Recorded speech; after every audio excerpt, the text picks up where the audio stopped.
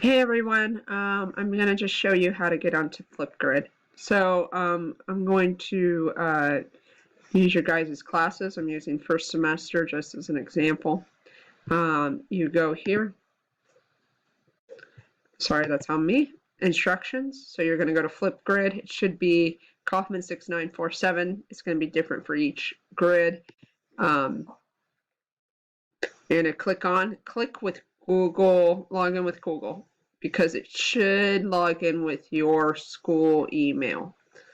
You can't click remember me, so each time you don't have to re-enlist. Login successful, there we go. And then you're going to give a response. I've already done a response here, so you can see my little brain, big head. And then you just give it, there's some instructions on how to record your response.